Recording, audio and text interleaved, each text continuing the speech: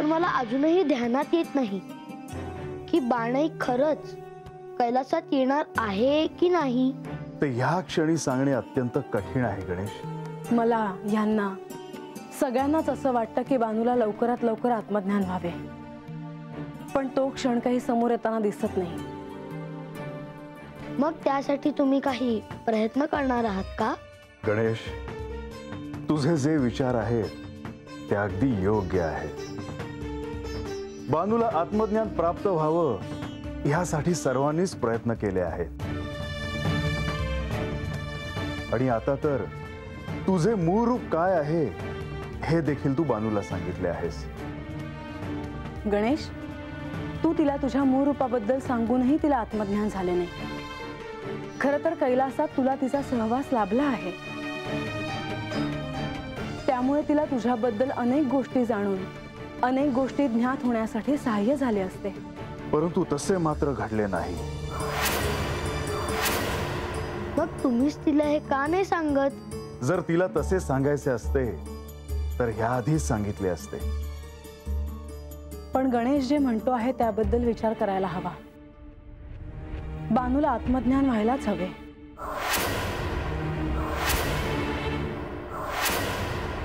लवकरच आपण त्यावर काही निर्णय घेऊ, परंतु तुर्तास तरी आपल्या प्रस्थानाची घोषणा करण्यासाठी आपण प्रधानजींना भेटायला हवं। म्हणजे कैलासात प्रस्थान करायची वेळ आता समीप आली आहे का? होय।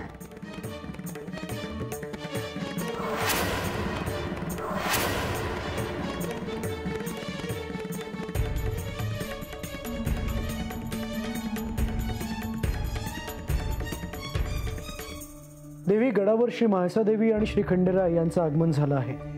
आपण त्यांची भेट घ्यायला हवी। हो, कारण आता पुढे काय नियोजन करायचं ह्याबद्दल त्यांच्याशी बोलणं होणं आवश्यक आहे। मला असं वाटत आहे की आपण या क्षणीच त्यांची भेट घ्यायला हवी। हो। माधवा, देवा,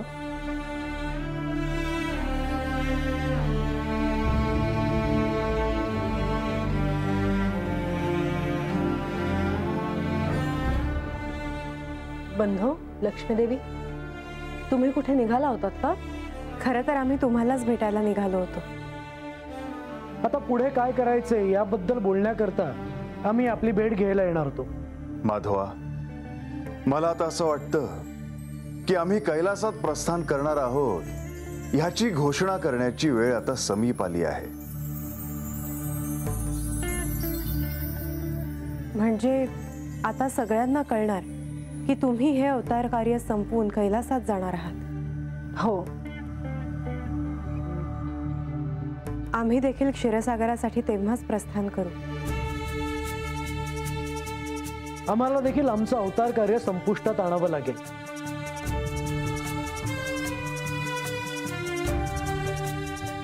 माधवा, लक्ष्मीदेवी, ह्या अवतार कार्यात तुमचे महत्व अनन्यसाधारण आहे। जर तुम्ही दोघेही नसता तर हे सारं कसं शक्य झालं असतं? आम्ही केवळ आमचं दायित्व पार पडलं आणि हे घडणारच होतं। ह्या गडावर आल्यापासूनचा प्रत्येक क्षण मला अजूनही स्मरणात आहे, आणि हे क्षण मी कधीही विसरणार नाही। देवा, मला असं वाटत आहे की आपण हे अवतार कार्य संपून कैलासात प्रस्थान करणार आहात याची घोषणा राज्यसभेत सर्वांसमक्ष करायला हवी।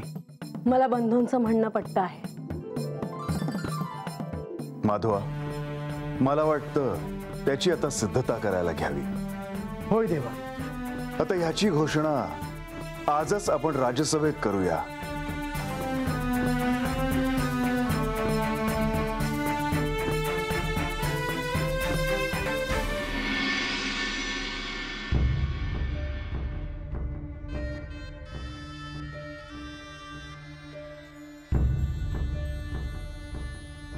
चोडप्पा, यावे।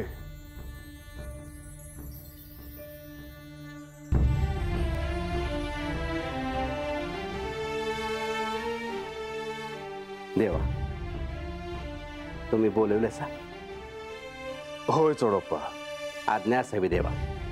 चोडप्पा, राजसभेची सिद्धता करायला घ्या. राजसभा? होय, गडावरील सर्वांना या राजसभेसाठी उपस्थित राहायला सांगा. उभयजी. चोडप्पा, अजून एक गोष्ट आहे. सांगावं देवा. बानूला आणि सर्वांना देखील या राजसभेसाठी उपस्थित राहायला सांगा. उभय देवा.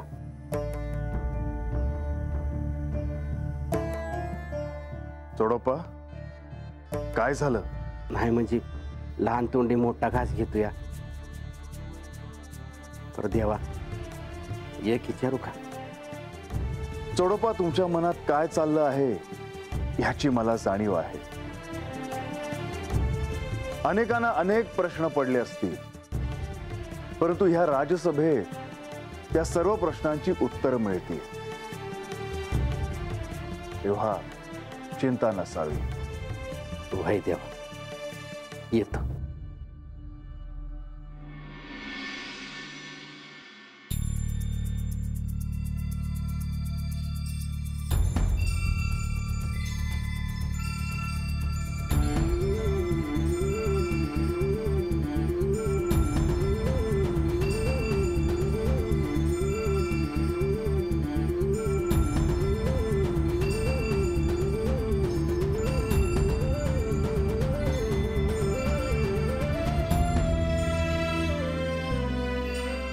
राजसभेत जाण्यासाठी मी तयार झाले आहे.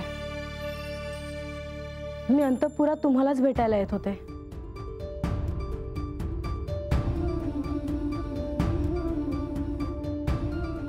काय झालं, तुम्ही असे का पाहत आहात? म्हाळसा, मला या क्षणीही तो क्षण आठवतो आहे जेव्हा तू राजसभेत माझ्यासह पहिल्यांदा आली होतीस.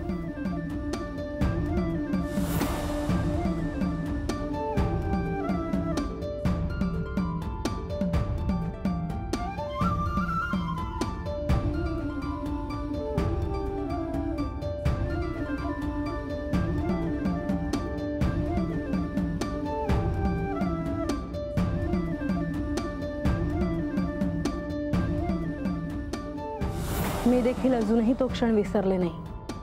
सारं काही माझ्या स्मरणात आहे. तुम्ही जेजुरीची सम्राज्ञी म्हणून माझ्यावर दायित्व सोपवले होते. त्यानंतर माझी सारी दुःख बाजूला ठेवून मी जेजुरीची सम्राज्ञी म्हणून सगळे दायित्व पूर्णपणे पार पाडण्याचा प्रयत्न केला. निश्चितच म्हाळसा, मी जेजुरीत नसताना देखील तू प्रजेला कधीही एकटं पडू दिलं नाहीस. तू तुझं दायित्व उत्तमरित्या पार पाडलंस. हे सारं तुम्ही सांगितल्याप्रमाणे मी केलं. म्हाळसा, तू घोषणा केल्यानंतर आज राजसभेत आपण पहिल्यांदाच जात आहोत. सर्व काही तेच आहे, परंतु आता लोकांना देखील सत्य काय आहे हे कळले आहे. तेव्हा प्रत्येकाच्या मनात काही ना काहीतरी विचार सुरू असतील ह्याची मला काहीशी जाणीव आहे. मला देखील तसंच काहीतरी जाणवत आहे. सगळ्यात महत्त्वाचं म्हणजे पुढे काय घडणार याची उत्सुकता सगळ्यांना आहे. उत्सुकता तर निश्चितच आहे, परंतु कुठेतरी आपण हे अवतार कार्य संपून कैलासात गेल्यानंतर त्यांनी काय करावं अशी त्यांच्या मनात साशंकता देखील आहे. मला त्यांच्या दृष्टीत ती स्पष्ट जाणवते.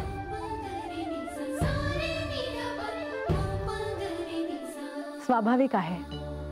तुमचा कृपा आशीर्वाद सगळ्यांवर असावा असं इथल्याच काय तर कुठेही असणाऱ्या तुमच्या भक्ताच्या मनात आहे.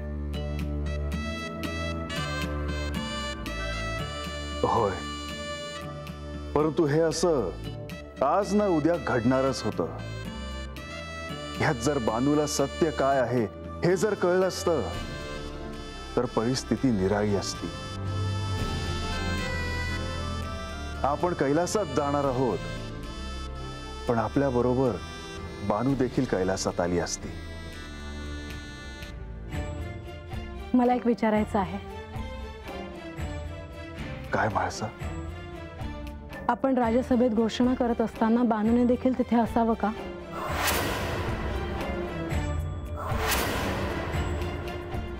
म्हाळसा, मला ठाऊक आहे की तू मला हेच विचारशील म्हणून. कारण बानूला जरी सत्य काय आहे हे कळलं नसलं तरी तुला मात्र ठाऊक आहे की बानू ही तुझी प्रिय सखी जयाद्रीच आहे म्हणून. आणि म्हणून मी या इथे येण्याआधीच बानूला देखील राज्यसभेत येण्यासाठी निरोप पाठवला आहे.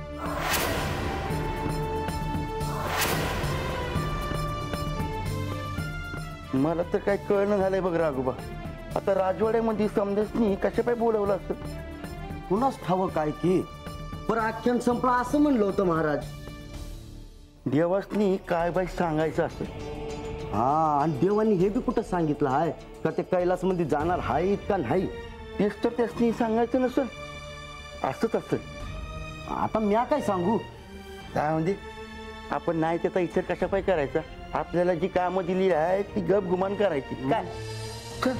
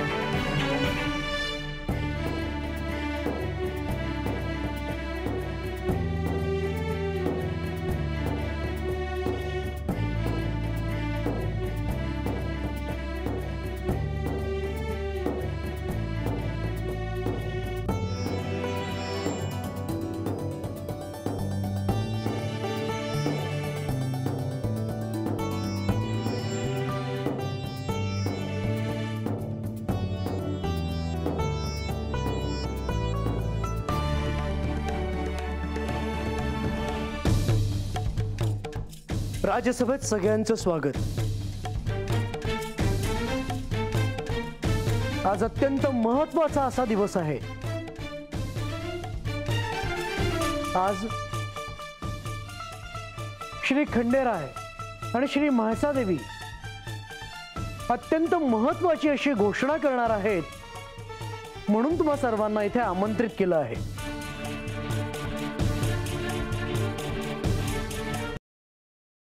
देवा, या राज्याचा प्रधान या नात्याने राज्याशी निगडीत असलेली सर्व कार्य, त्याचा आढावा मी आजपर्यंत सर्वांना सांगितला. परंतु आज जी आपण घोषणा करणार आहात, ही घोषणा आणि त्याची पार्श्वभूमी आपण सांगावी असं मला वाटतं. माझ्या सर्व प्रियजनांचे इथे स्वागत आहे. तुम्ही सर्वजण मला अतिशय प्रिय आहात. आजपर्यंत या राज्यसभेत राज्यकारभारासंबंधी अनेक प्रश्न हाताळले गेले.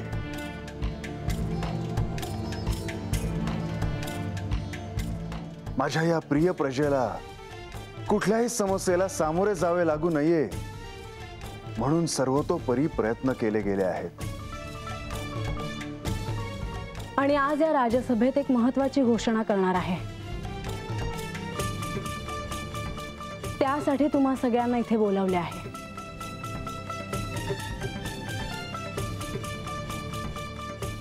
ती घोषणा आमच्या प्रस्थानासंबंधित आहे.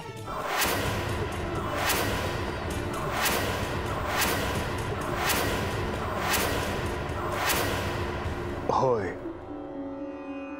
या राजसभेत जेव्हा आख्यानाला प्रारंभ झाला तेव्हाच ते असे ठरले होते की जेव्हा सत्य काय आहे हे कळेल तेव्हा आम्ही आमचे अवतार कार्य पूर्ण करू.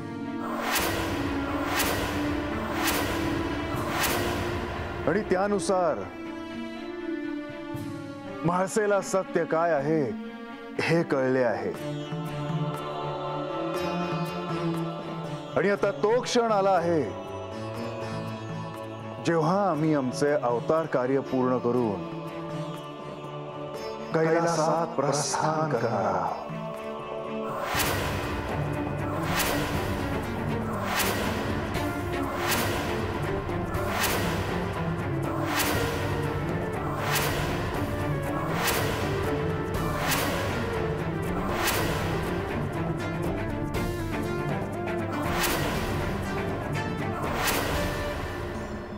नारायण नारायण. देवा, मी हात जोडतो, पण तुम्ही असं करू नका जी. गणोबा, देवा, आमच्या हातनं काय चुकलं असेल तर तसं सांगा. नाही चोडप्पा, तुमचं काहीही चुकलेलं नाही. मग देवा, आमसनी सोडून तुम्ही नका जाऊ जी. तुम्ही हातनं गेला तर आम्ही काय करावं? राघोबा,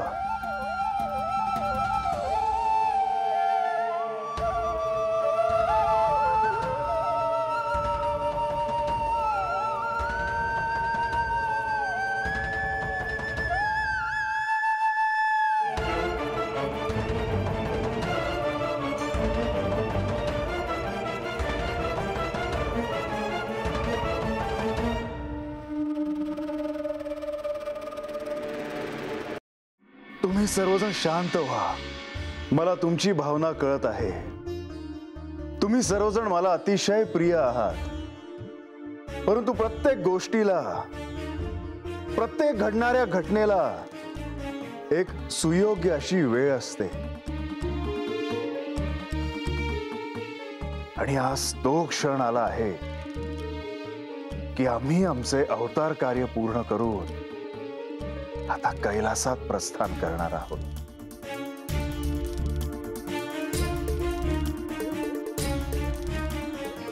हे आज ना उद्या घडणारच होतं. आता आम्ही केवळ औपचारिक घोषणा केली आहे इतकंच.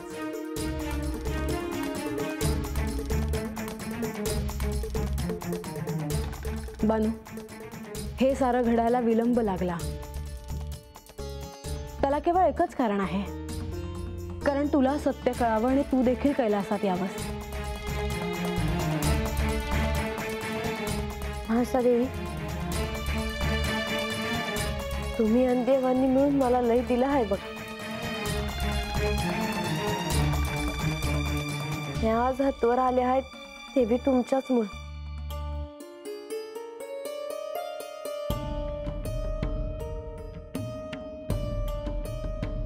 पर तुमच्या संघ कैलासामध्ये येण्याचा माझं भाग्य नसेल आणि म्हणूनच मला काय बी ठाऊ होईना झालं आहे. आणि तो क्षण कधी येईल हे सांगता येणं शक्य नाही. आणि आमचे कैलासात जाणे हे देखील पुढे नेणे हे उचित ठरणार नाही. ओहे देवा, मला कळतंय तुमचं खरं आहे.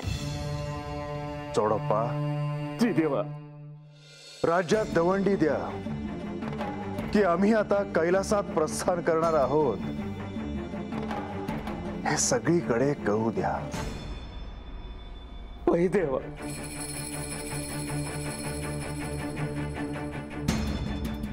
सदानंदाचा जय कोट, जय कोट, जय कोट, जय मल्हार, जय